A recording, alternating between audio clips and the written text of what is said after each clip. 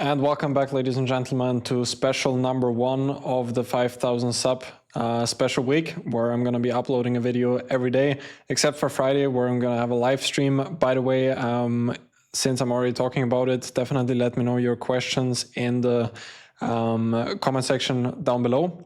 Mark them there, because I'm going to be doing sort of a Q&A there, going to answer some of your questions, especially if you have some opening questions. I also plan to have some sort of opening clinic, which I did a post about a couple of days ago. I really loved Jan's opening clinic on Chess24 back in the day, and I would love to do something similar. So if you have any questions, chess or non-chess related, let me know in the comment section down below. The stream is probably going to be on Friday around 7 or 8 p.m. Central European time.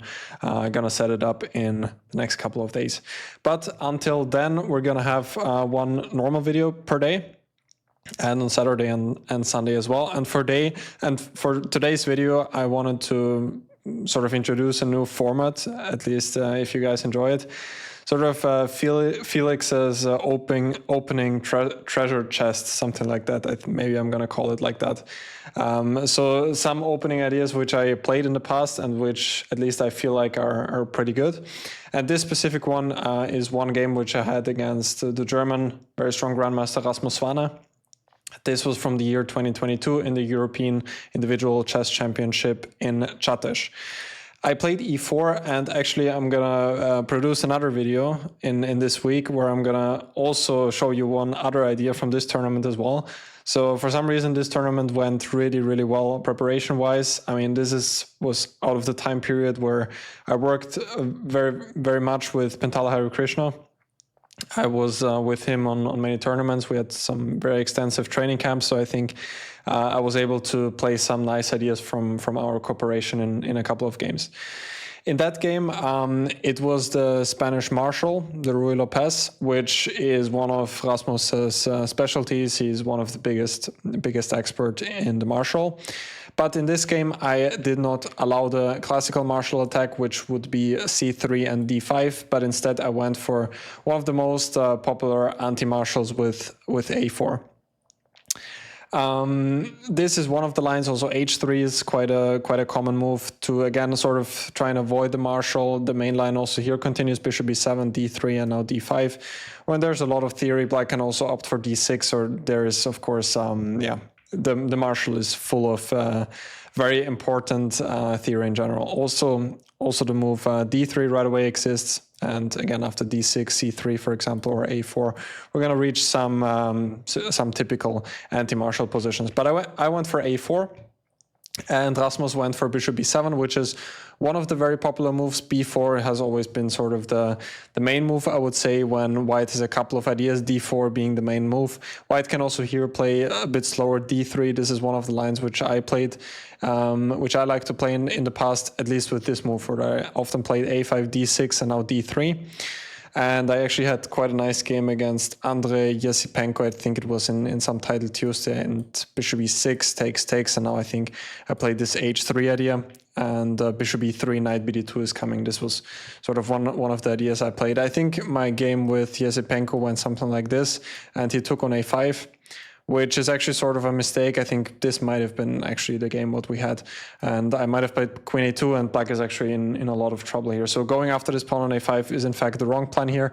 I also had one game against Kirill Aleksenko, not Yesipenko, which was this game, and there he completely crushed me. I think he played the move queen b8 and then queen b5, or queen c8 perhaps. So of course black is also completely fine in this line, but it's one interesting approach to do here.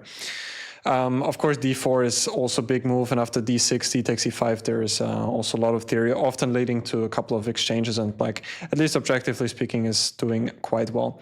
I also want to point out the move rook b8, which has been popularized mostly by Magnus Carlsen, since he played it against Jan Nepomniachtchi in their World Championship match, and it's also a very solid line.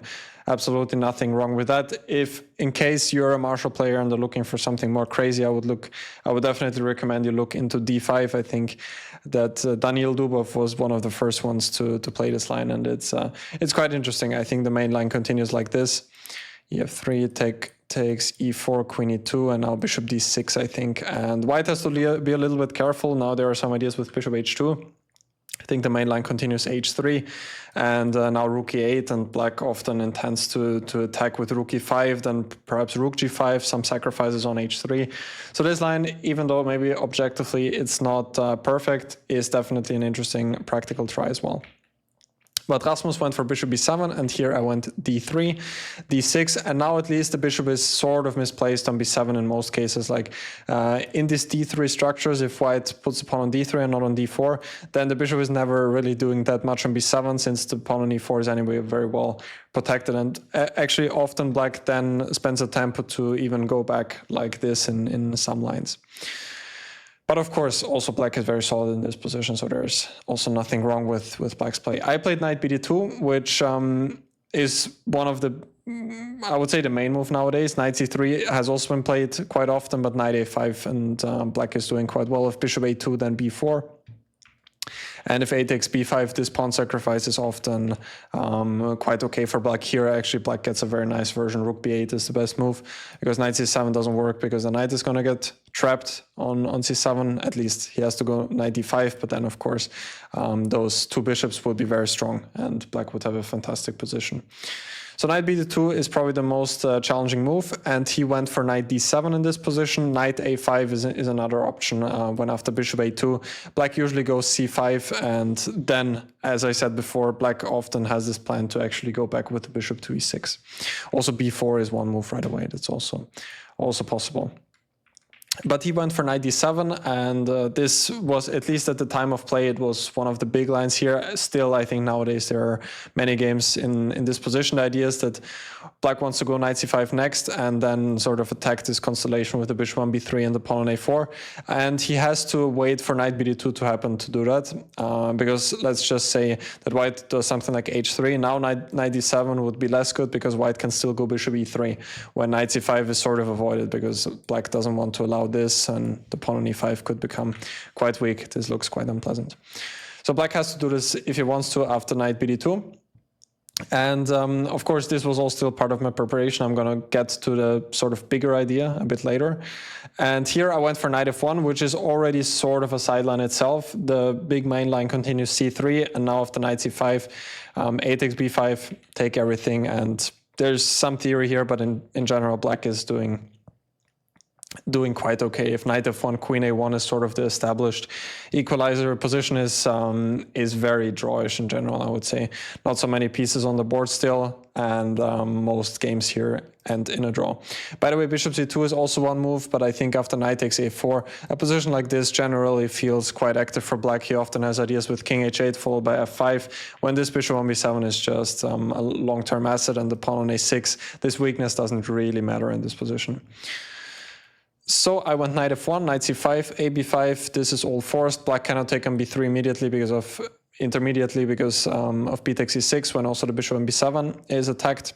And if knight takes a1, just take here. And this knight is going to get trapped. I guess the bishop's just going to move here when white would be winning.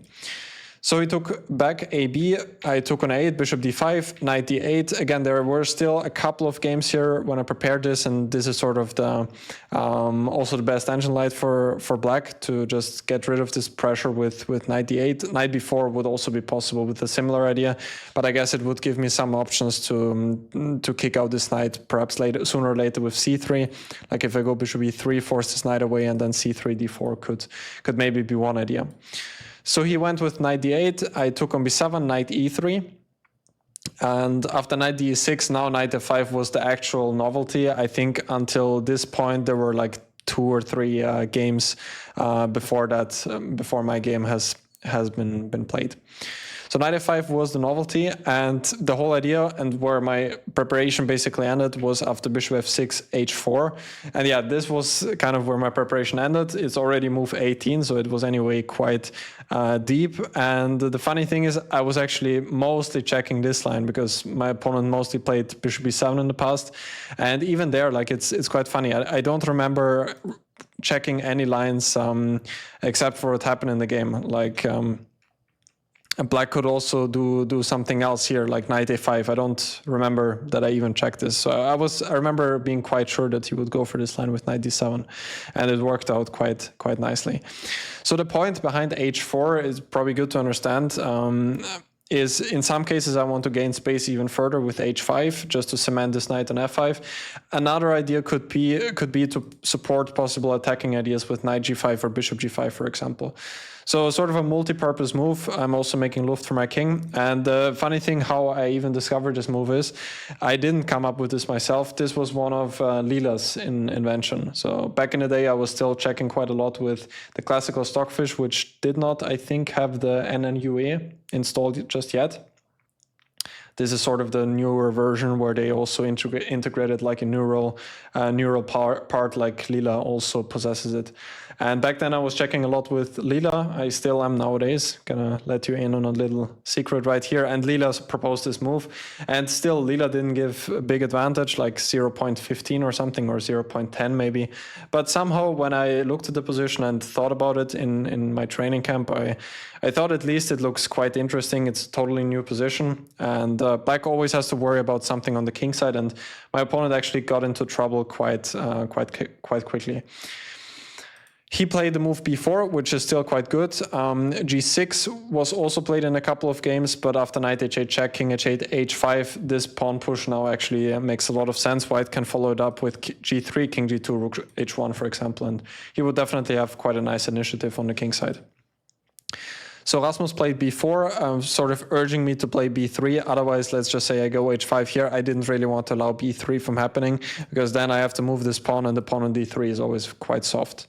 So I played b3 myself, and here he went g6, which is maybe already not the best move. There have been some games after that where Black played rook a8, which seems to me like it's probably the best move. Also, Rasmus later himself played rook a8 in a game against Wang Hao. Wang Hao replied with bishop e3. It continued queen b8. Knight g5, by the way, the computer was showing bishop c5 here and then d4, when white maybe has some small edge, but I did not really fully believe in it. It seemed like black is very solid in general. The game continued knight g5, takes, and something like this, when the position seemed around balanced. Black also does have a lot of play on the pawn on c2. In some cases, like rook a2 could come, for example. In some cases, also queen c6, of course, not running into knight e7. But this pawn on c2 is also sort of a weakness. Rasmus played g6, I played knight h8, knight h6 check, king h8, knight g5, and here he was actually already under some pressure. Position is still fine for him, but he has to find knight takes g5, and in the game he played c6. If knight takes g5, h5, bishop g7, I was intending to go knight g4, if I remember correctly. The computer also gives moves like queen g4, but in the game I remember I didn't want to allow something like this from happening. Maybe not f5 right away, but let's just say black goes c6 first, or also knight e6. I was a bit worried also that this pawn on h6 could later on become a little bit weak, especially in an endgame. So I was intending to go knight g4, and a position like this, actually the computer at first, when I checked it before, preferred black, at least a little bit.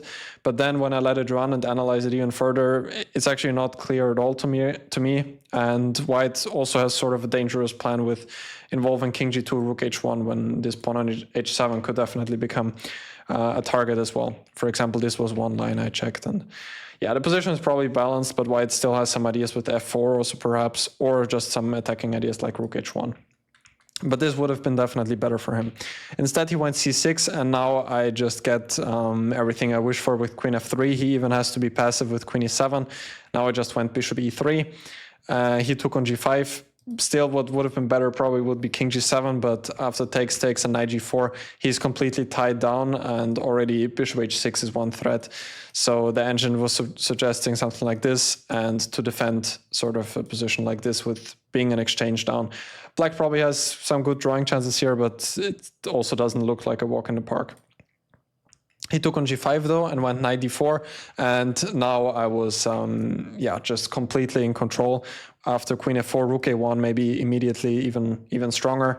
But yeah, this was how the game went. Of course, what we're not going to discuss further is that I actually managed to lose this game. I mean, which is, if I look back at it, one of probably the most insane losses of my entire life, to lose a position like this, because there are so many wins.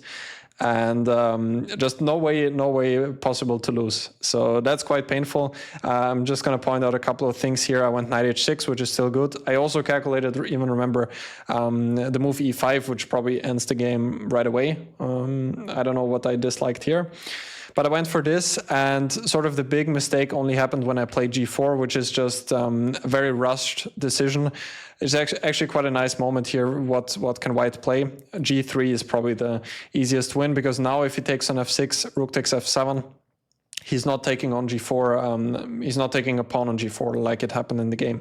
Because here, if I take on f7 with the rook, then he can actually take on g4, and this rook endgame is probably a draw. But if we have the same with an extra pawn on g3, this rook endgame would certainly not be a draw. So that would have probably sealed the deal, and if black just continues waiting, I'm going to put my king to f3 and then going to push g4, and I just win. Instead I went g4 and I went to this knight endgame, which is already a draw, and at some point I just completely over pushed somewhere around here. Yeah, here I was already looking for the draw basically, but it was already not so clear anymore because I'm probably just losing the pawn on e5. I didn't see a way to save it. And even this position is a draw, but now it was already a little bit unpleasant because my knight is in some danger to get trapped. And later on it actually did. So let's see what happened here. Knight h3 was the killer, and otherwise I'm just going to get boxed in and my knight is going to get trapped. And this happened in the game, and I resigned because he's going to pick up all the pawns and going to win the game like this. So yeah, opening idea was nice. Rest of the game is something I don't really want to remember, but I still hope that this video was useful for you guys, especially if you play the Spanish with white and are looking for ideas in the anti-martial. I can definitely recommend you look into this line with a4. So yeah, that's it for today. I hope you guys enjoyed, and I'm going to see you guys tomorrow.